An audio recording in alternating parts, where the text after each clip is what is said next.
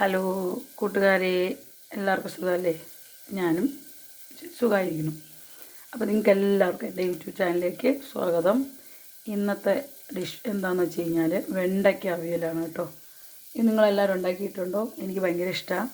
ഈ വെണ്ടയ്ക്ക കൊണ്ടുള്ള എന്ത് സാധനം എനിക്കിഷ്ടമാണ്. സാമ്പാറിൽ കിടന്നാലും ഞാൻ എടുത്ത് കഴിക്കാറുണ്ട്. നിങ്ങൾക്കൊക്കെ എങ്ങനെയാണ്? അപ്പോൾ നമുക്കൊന്ന് വെണ്ടയ്ക്ക അവിയൽ ഉണ്ടാക്കുന്നത് എങ്ങനെയെന്ന് നോക്കാം. വെണ്ടയ്ക്ക എല്ലാം തന്നെ കഴുകി വൃത്തിയാക്കി ഇതേ അളവിൽ മുറിച്ചെടുക്കുന്നത്. ഇത് രണ്ടായിട്ട് കണ്ടോ, മുറിച്ചിട്ട് ഇതായിട്ട് ഇപ്പോൾ കീറിയിട്ടാണ് ഇങ്ങനെ മുറിച്ചിട്ടിരിക്കുന്നത്. അപ്പോൾ ഇതുപോലെ അരിഞ്ഞെടുക്കുക. കൂട്ടത്തിൽ സവാള ആവശ്യത്തിന് ഇടുക. പിന്നെ ഒരു പച്ചമുളകും സവാളയും വെണ്ടയ്ക്കയും അരിഞ്ഞിങ്ങനെ എടുത്തതിന് ശേഷം എന്താ ചെയ്യാൻ പോണേന്ന് കാണിക്കാം. അപ്പോൾ അതിനുള്ള കൂട്ടും കൂടെ ഞാൻ റെഡിയാക്കി വെച്ചിട്ടുണ്ട്. ഇതാണ് എൻ്റെ കൂട്ട്. ഇതിൽ വരുന്ന എന്തൊക്കെയാണെന്ന് വെച്ച് കഴിഞ്ഞാൽ മഞ്ഞൾപ്പൊടി, മുളക് പൊടി, ജീരകം, തേങ്ങ, ഇത്രയേ ഉള്ളൂ, വേറൊന്നുമില്ല. ഇതിനെ നമ്മളൊന്ന് ചതച്ചെടുത്ത് വെച്ചിരിക്കുന്നുണ്ട്, നല്ലപോലെ അരഞ്ഞിട്ടില്ല. അപ്പോൾ നമുക്കിത് എങ്ങനെയാണ് വെണ്ടയ്ക്ക അവിയലുണ്ടാക്കണേ നോക്കാം. നല്ല ടേസ്റ്റാണ്. ചോറിനായാലും ചപ്പാത്തിക്കായാലും വെണ്ടയ്ക്ക നമ്മൾ കഴിക്കുന്നത് ഏറ്റവും നല്ലതാണ്. അപ്പോൾ നമുക്ക് തുടങ്ങാം. എല്ലാവരും വരുമോ? അപ്പോൾ വെണ്ടയ്ക്ക അടുപ്പിലോട്ട് ഒഴിച്ച് കഴിഞ്ഞു. ഇനി നമ്മളതിലേക്ക് എന്താ ചെയ്യേണ്ടതെന്ന് വെച്ച് കഴിഞ്ഞാൽ ഇച്ചിരി വെളിച്ചെണ്ണ ഒഴിച്ച് കൊടുക്കണം കേട്ടോ. അതായത് വെണ്ടയ്ക്ക ഒന്ന് ചെറുതായിട്ട് വരണ്ട് വരണം. അതിന് വേണ്ടിയിട്ട് നമ്മൾ വെളിച്ചെണ്ണ ഒഴിച്ച് കൊടുക്കുക. അത് കഴിഞ്ഞ് ഉപ്പിടുക. ഉപ്പ് നോക്കിയിടുക. ഓരങ്ങി നീക്കി കൊടുത്താൽ മതി എന്നാണ് എനിക്ക് തോന്നുന്നത്.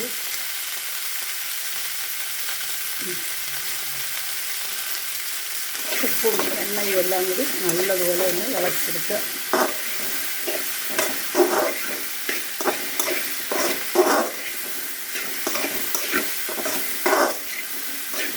ഇതൊക്കെ ചോറിന് കൂട്ടാനൊക്കെ നല്ല കറിയാകട്ടെ. ചോറ് കെട്ടിക്കൊണ്ട് പോകാനും ഒക്കെ ഇങ്ങനെ നല്ലോണം ഉപ്പും എണ്ണയും കരിയോടായിട്ട് നമ്മളൊന്നിനെ ഇങ്ങനെ തട്ടി സെറ്റാക്കി വെച്ചൊന്ന് അടച്ച് വെച്ച് നമ്മളതിനൊന്ന് വേവിക്കണം കേട്ടോ. അപ്പോൾ നമുക്കൊരു അടപ്പടച്ച് കൊടുക്കാം.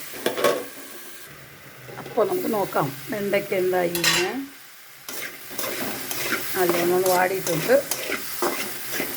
കുറച്ചും കൂടി വെള്ളം വറ്റി വാടട്ടെ. കാര്യം എന്താണെന്ന് വെച്ച് കഴിഞ്ഞാൽ അല്ലെങ്കിൽ നമ്മൾ അവിയലായിട്ട് വയ്ക്കുമ്പോൾ നല്ല കുഴഞ്ഞു. അതിങ്ങനെ നല്ല വാടിയിരുന്നാൽ കുഴയില്ല കേട്ടോ. അപ്പോൾ ഒരു സെറ്റും കൂടി തന്നിട്ട് അപ്പം എന്താ മതി. നല്ല വെള്ളം ഒക്കെ വറ്റി നല്ല മൂത്ത് കൊടുത്തിട്ടുണ്ട്.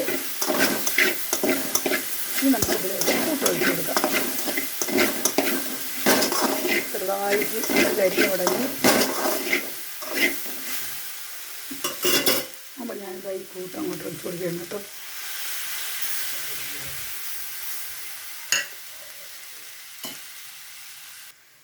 ലേശം വെള്ളം അത് കഴിയും കൂടെ അങ്ങ് ഒഴിച്ചു കൊടുക്കുക. കാര്യം എന്താണെന്ന് വെച്ചാൽ കുറച്ചൊന്ന് ഈ അരപ്പൊന്ന് വെന്ത് കിട്ടണ്ടേ.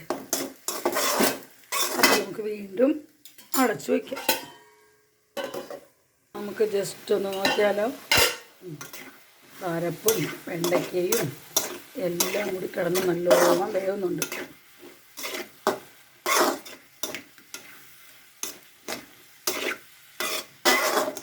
കുറച്ചും കൂടി ഇരിക്കട്ടെ. കുറച്ച് അതിൻ്റെ ഇത് വേണമെന്നുള്ളവർക്ക് കൂട്ട് വേണമെന്നുള്ളവർക്ക് ഇത് മതി. അല്ലെങ്കിൽ കുറച്ചുകൂടെ ഒന്ന് വറ്റിച്ചെടുക്കാം നമുക്ക് കേട്ടോ. അപ്പം നമ്മുടെ വെണ്ടയ്ക്ക അവിയൽ ഇതാ റെഡി ആയിട്ടുണ്ട്. കണ്ടോ, കാണാൻ തന്നെ എന്ത് സുന്ദരിയാ. ടേസ്റ്റും അതുപോലെയാണ്. നിങ്ങളെല്ലാവരും ഉണ്ടാക്കി നോക്കുക.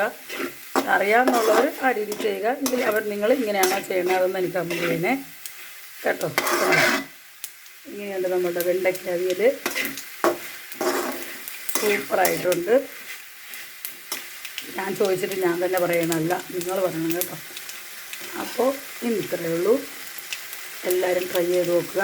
എനിക്ക് ഫീഡ്ബാക്ക് അറിയിക്കുക. കണ്ടു. അപ്പോൾ എല്ലാവർക്കും ബായ്.